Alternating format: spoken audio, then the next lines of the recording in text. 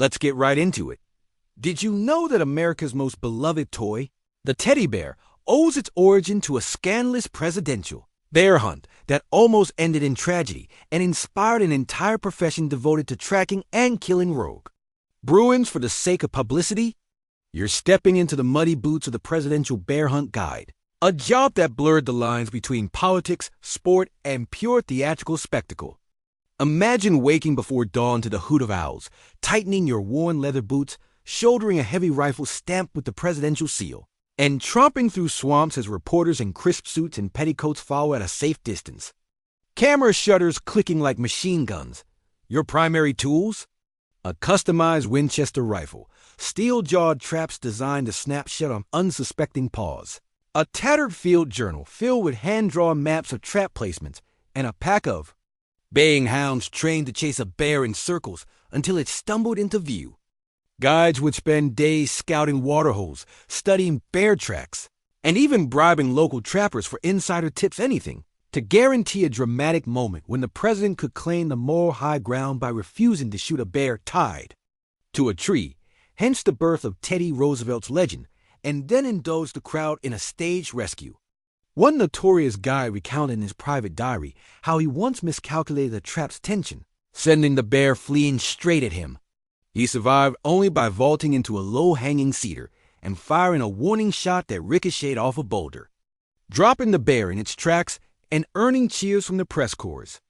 In 1902, these guides commanded about $50 per expedition, roughly $1,600. Today, after inflation and currency conversion enough for a month's rent in a small city or a fancy dinner for the family, assuming you managed to return with all your limbs intact and a glowing newspaper article in your pocket.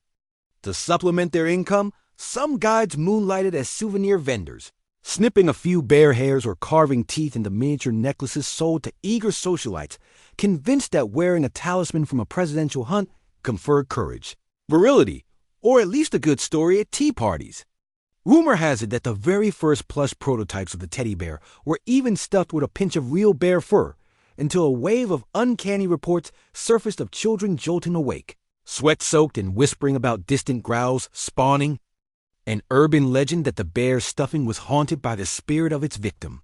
Some researchers suggest that this eerie detail inspired the nationwide push to replace real fur with soft cotton stuffing, a move that cemented the teddy bear's harmless, cuddly image and buried the guide's legacy in obscurity. Could you imagine this role existing in today's world, strapping on night vision goggles, uploading every heart-stopping moment to your social feed, collecting likes and media sponsorships as you lead a bear to its doom for the sake of influencer marketing? It sounds absurd, but in an age of reality TV and viral challenges, the line between valor and voyeurism has never been thinner. When political backlash exploded and animal welfare advocates decrying cruelty, muckrakers exposing stage photo ops to distract from a brewing banking crisis, the guides were quietly disbanded, their journals locked in dusty archives, and their names scrubbed from official records. All that remains is a legend of a humble toy, the teddy bear, whose innocent, button-eyed grin belies a dark, adrenaline-fueled backstory of muddy swamps, roaring hounds, and a profession that trafficked in bears so a president could appear heroic. That's all for today. I'll be making similar videos in the future. Subscribe to see them.